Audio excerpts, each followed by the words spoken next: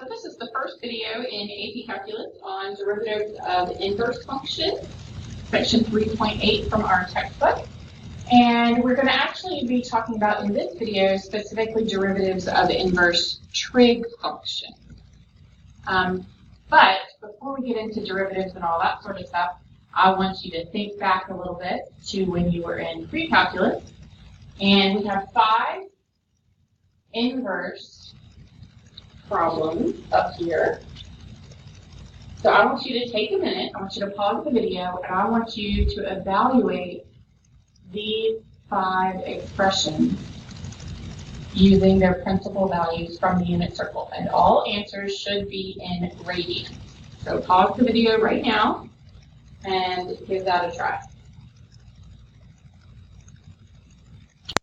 All right, so now check yourself with the answers that I have up there. Notice that on number 5, you have to follow the order of operations. So you would first have to evaluate the cosine of 5 pi over 3, which is 1/2. And then you would find the inverse cosine of 1/2. And going back to number 1, that would be the same answer of pi over 3. So now let's move that along into calculus land. Derivatives of inverse trig functions. So there are 6 trig functions, which means that there are 6 inverse trig functions, and they all have a derivative. I'll be honest, you're just going to have to memorize these. For the most part, inverse sine, inverse tangent, and inverse cosine are the most popular, but I don't want to say that you're never going to have to use inverse secant or inverse cosecant or inverse cotangent. Because who knows, this would be the year that would show up on the AP exam. They're not as intuitive as the regular trig derivatives are. It's not like you can figure one out and then use that to figure out the rest, but they do have some similarities.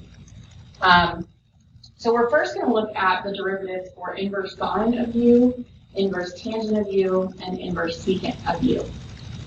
So the derivative for inverse sine we have up here is 1 over the square root of 1 minus u squared. Now u could potentially be an expression, not just an x or a theta. So you would then have to take the inverse sine derivative of 1 over the square root of 1 minus u squared and multiply it by whatever the derivative of u is, so times du dx. So inverse sine is 1 over the square root of 1 minus u squared. The derivative then for inverse tangent of u is 1 over 1 plus u squared times the derivative of du dx.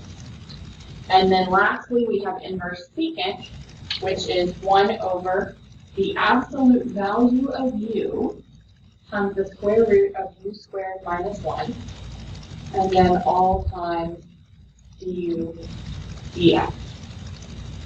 Now, there is one thing. If you can manage to remember these 3, the other 3 are exactly identical to these except opposite. So they're opposite based on their co-functions. So whichever 2 are related to each other by essentially adding up to pi over 2 when you do the inverses of them. So for example, sine and cosine are co-functions of each other. Tangent and cotangent are co-functions of each other. And secant and cosecant are co-functions of each other.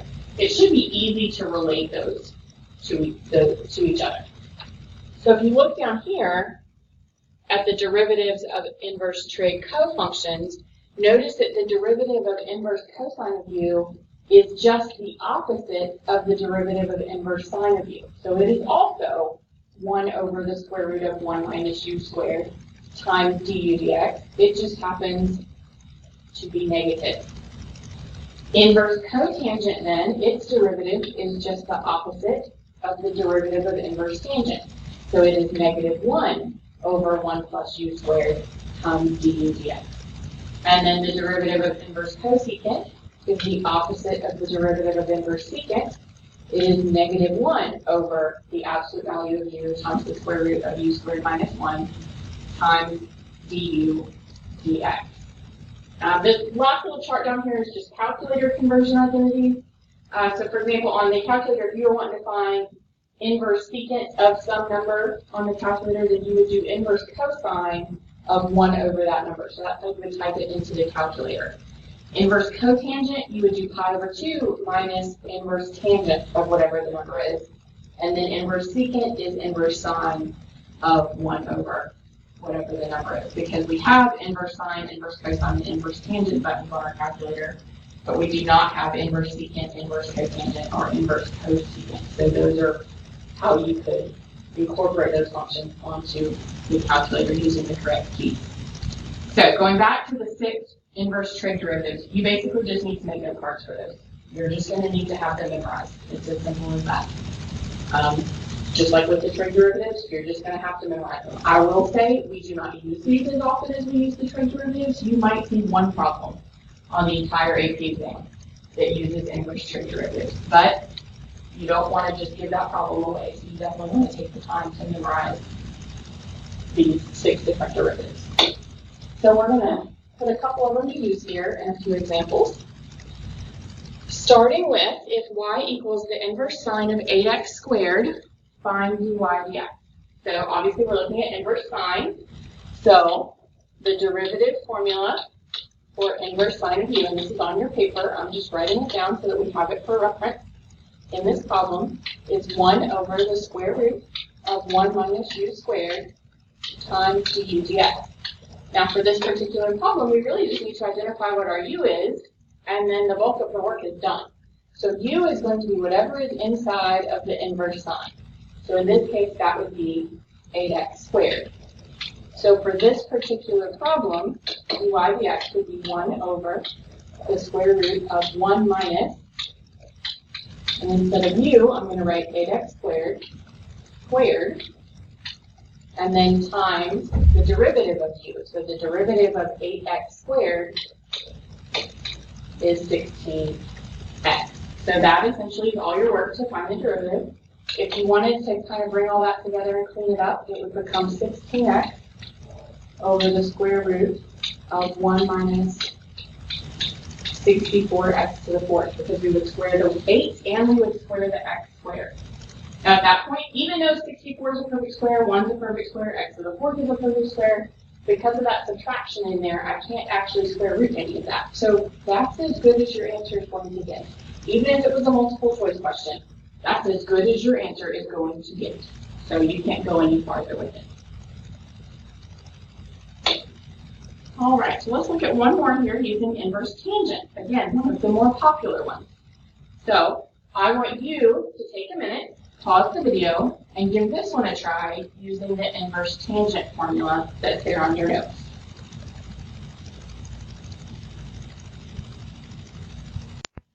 All right, so I wrote down the formula for inverse tangent. The more you write them, the faster you'll get them memorized. So I wrote it down so that I would have it as a reference in the problem. I identified that my u was 4x to the 5th. So then I simply inserted 4x to the 5th in place of the u.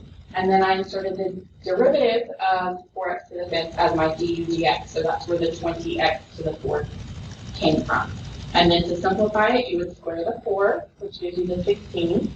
And then squaring x to the 5th, remember when you have a power to a power, you multiply those numbers. And that's why you get an x to the 10th on that final exponent there.